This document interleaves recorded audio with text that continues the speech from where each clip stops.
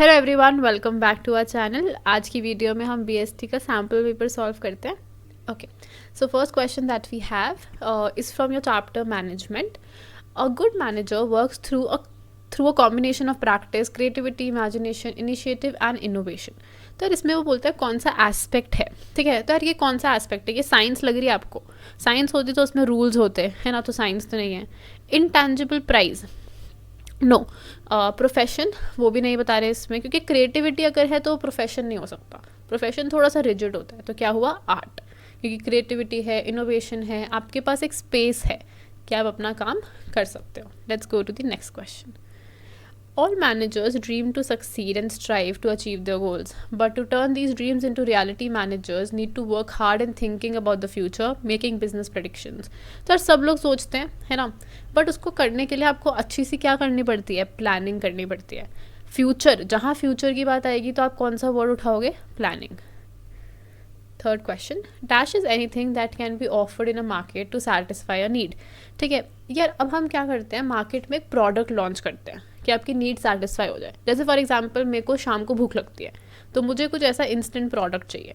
तो क्या प्रोडक्ट मिलता है मार्केट में? मैगी, है ना, उपमा, ये सारी चीज़ें। तो ये मेरी नीड सेटिस्फाई करता है।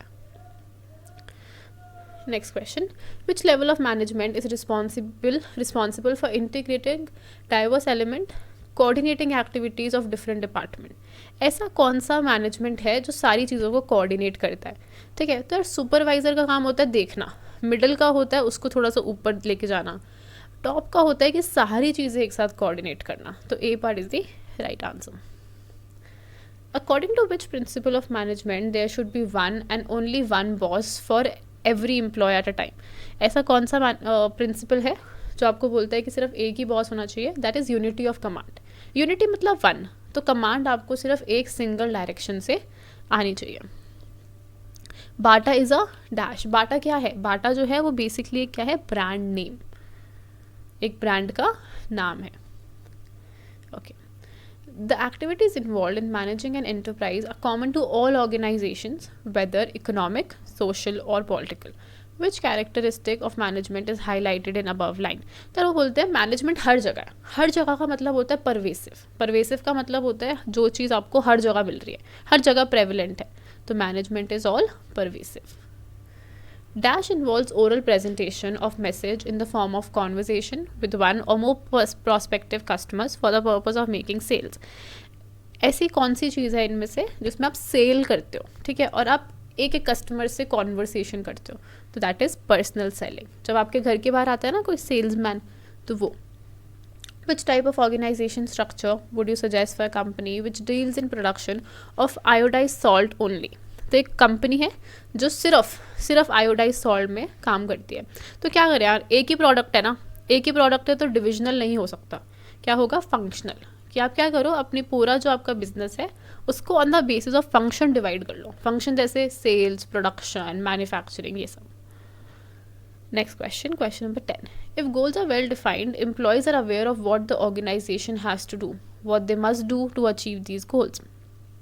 तो यार इसका क्या है कि which point of importance of planning, कि कौन सा प्लानिंग का पॉइंट यहाँ पे बात कर रहे हैं? तो they are talking about direction.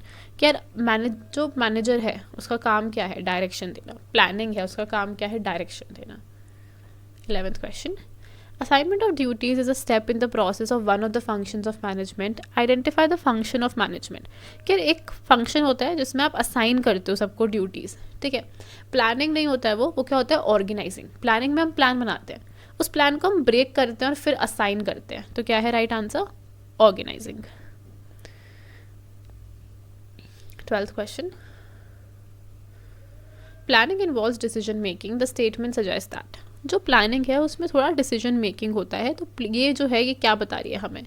तो ये बता रही है कि यार आपको क्या करना है, आपको बेस्ट ऑल्टरनेटिव ढूंढना है from among the various alternatives, कि हम क्या करेंगे, ठीक है। जैसे मान लो यार आप कल को एक बहुत बड़े प्रोजेक्ट हेड बनते हो, ठीक है, तो आपको बहुत सारे ऑप्शंस हैं, इन्वेस्टमेंट ऑप्शंस। तो आपको as a project head decide करना है कि कौन सा ऑप्शन हम लोग पिक कर रहे हैं, तो कौन सा ऑल्टरनेटिव हम पिक कर रहे हैं। An important function of marketing is making an analysis of the available opportunities and threats as well as strengths and weaknesses. इसको हम SWOT analysis भी बोलते हैं।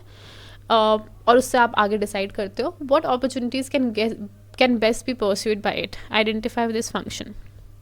तो वो बोलते हैं ये कौन सा फंक्शन है आपका मार्केटिंग का, तो ये है gathering and analysing market information, D part, कि आप गैदर कर रहे हो इन्फॉर्मेशन और फिर उसको एनालाइज कर रहे हो। आगे चलते हैं। Existing structure of the economy in terms of relative role of private and public sector is a major element of which of the following business environment. तो यार इकोनॉमी की बात हो रही है ना, तो क्या है ये economic environment. Which of the following statement is incorrect, कौन सी स्टेटमेंट इसमें से गलत है। Marketing and selling are synonyms, तो ये दोनों सिनोनिम्स नहीं है, दे आर नॉट सिनोनिम्स। जहाँ सेलिंग ख़त्म होती है वहाँ से थोड़ा मार्केटिंग और आगे रहता है। 16th, planning bridges the gap between dash and dash. Planning जो होता है वो किसका क्या से क्या का गैप कवर करता है, वेयर वी आर, कहाँ हैं हम और कहाँ हम जाना चाहते हैं। जैसे अभी आप मान लो आप कहीं पे 60% ला रहे हो, आपको लाने 90%, तो उसके लिए आपको प्लानिंग करनी पड़ेगी। This function of marketing refers to producing goods according to predetermined specification. तो क्या है ये प्री डिटरमाइंड, कि आपने ऑलरेडी स्पेसिफाई किया है कि भाई जो भी गुड है वो ऐसे ही बनेगा। तो अगर आप मैकडोनल्ड्स जाते हो, स्टारबक्स जाते हो, वहाँ से आप कुछ भी खरीदते हो तो आपने देखा होगा हर जगह सेम होता है। सेम को हम बोलते हैं स्टैंडर्ड, क्योंकि उनको हर जगह बताया गया है कि भाई तुमने इतना पम्प्स यूज़ करना है, इतना स्पून यूज़ करना है, ऐसे करके। 18th क्वेश्चन देखते हैं।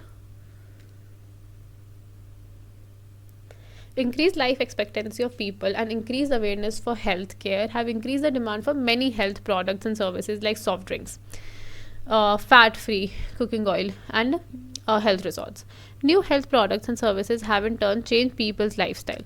Which feature of business environment is explained here? तो यहाँ पर कौन सा हमने फीचर एक्सप्लेन किया है, हमने किया है इंटर रिलेटेडनेस, कि यार जो बिजनेस इन्वायरमेंट होता है ना वो बहुत इंटर रिलेटेड होता है। ठीक है, आगे चलते हैं। 20th question.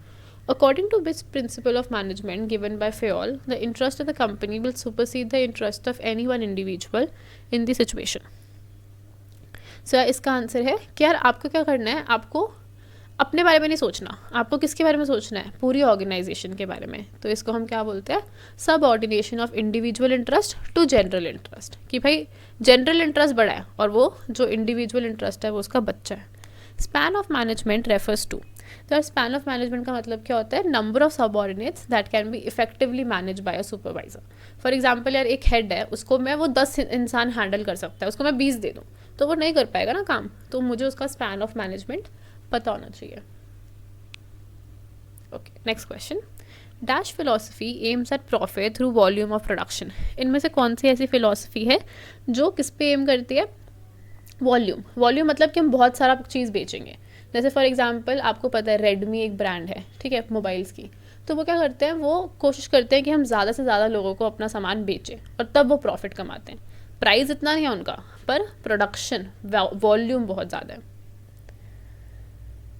Next, demand for saris is fairly high in India whereas it is almost non existent in France. तो अब इसमें क्या बता रहे हैं, ये कौन सा बिजनेस इन्वायरमेंट है ये, relativity. Repetitive performance of a particular task allow a worker to gain experience in that area and lead to skillfulness. तो इसमें आपको मुझे बताना है कि ऑर्गेनाइजिंग का कौन सा पॉइंट है। ठीक है, तो कौन सा पॉइंट है यहाँ पे, बेनिफिट्स ऑफ स्पेशलाइजेशन की बात कर रहे हैं हम लोग। Panchayats in a country have been given more power to decide and spend funds granted to them by the government for the welfare of village. तो यार इसमें कौन सा हम प्रिंसिपल ऑफ मैनेजमेंट की बात कर रहे हैं कि यार उनको पावर दी गई है, तो क्या है, centralization and decentralization. So this is section A for you guys. Please subscribe to our channel and I'll be doing section B with you as well. All the very best.